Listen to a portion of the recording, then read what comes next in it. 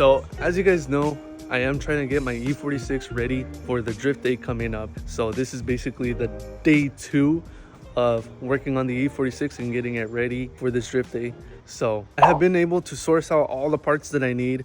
Basically half of them are here. I'm just waiting on one part that hasn't came in yet, which is the rack spacers. I don't think it's going to be coming in anytime soon. I did order it a little bit late. I might just run it without it for this event. Yeah, if it comes in, then I'll slap it on. I am going to be worrying about one thing and one thing only, and I'm going to be installing the rear differential today. I'm going to show you guys the rear differential that I got. I got some poly bushings that I'm going to install, and I think that's it. Let's get ready and start installing these parts.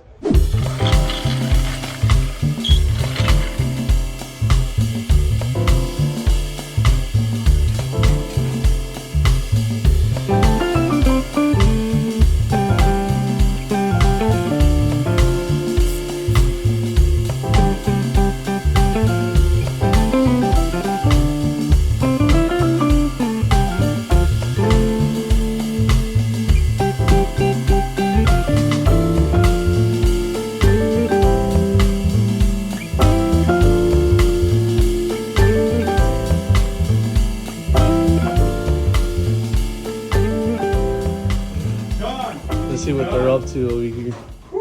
No que no, no que no. Gone and gone. Oh, there. Oh, yeah. There you go. Mateo was here. Done. It's done. All knocked out.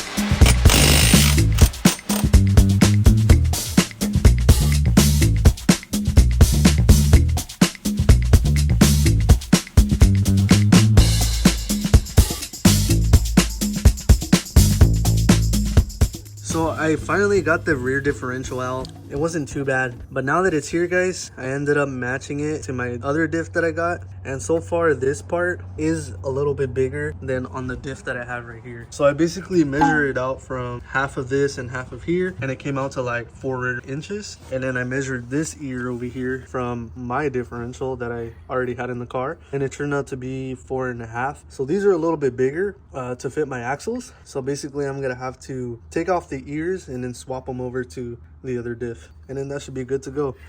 This is how it looks under here. You can just see the subframe. I've showed you guys before on my other video, but this bushing's pretty cracked. You can see it more when the differential's actually installed. I have the Garagistic poly bushing that I got, and I'm just gonna install that one real quick and then slap this rear differential. Hopefully start driving this car, so it shouldn't be too long. So I gotta get started.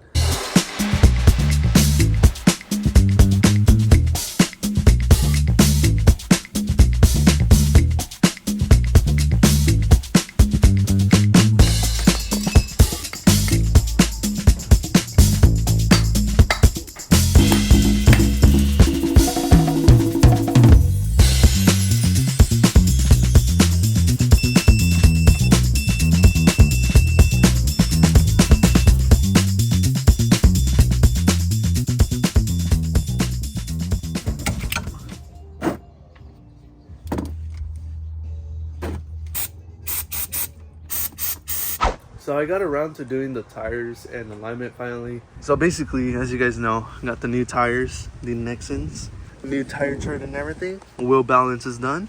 Did the alignment. Everything's good. There's a little bit of something that I haven't shared with you guys since I kind of got the car. Kind of found this out a little bit later, but it's all good.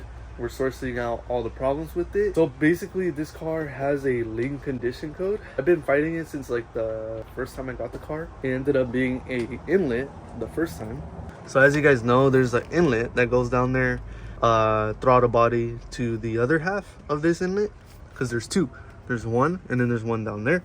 There's an adapter in the middle that separates between the two. So the inlet down there got brittle, had a hole, and was leaking basically. So I ended up fixing that problem, so it's all good now.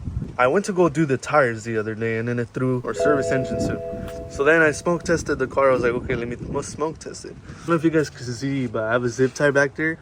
So basically back there's a plastic bung from this manifold that is open. It's supposed to be closed, like with the, it's supposed to have like a nipple where you just close it. It was open and that's where the air was leaking as well. But that's all sourced out. As you can tell, I zip tied it so it's not gonna go anywhere. I left it there just in case I know if it falls or not. The third thing that I found on the car was this guy. So this works on my car, however the o-ring is what's not working. So this o-ring is pretty flat. That's where the leak was coming from as well. So I had no choice but to buy a new actuator because they didn't sell this o-ring separately. I got it, I got the part, put it on, and it did not smoke anymore. So with all those 3 fixes, the smoke did not escape anywhere else, and I guarantee that I'm not gonna have this lean condition anymore.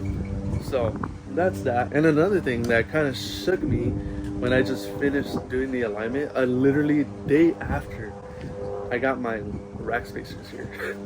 So I need to figure out a day I can install these rack spacers and do the alignment. That's where we're at with the car, and I think I'm ready, guys. I'm freaking excited. I can't wait for this first drift day with my new car. So this is gonna be cool, and the welded did feels good. I already tried out the car. It does really good. I'll be able to like explain it more at the track of how it feels, but so far it gets loose pretty nice by itself. Like it almost feels natural for the car to get loose. I just gotta be more committed in order to get the car to get it to what it wants to do. That's where it's at. That's where I'm at, guys. But other than that, I think that's it for the video. That's about it.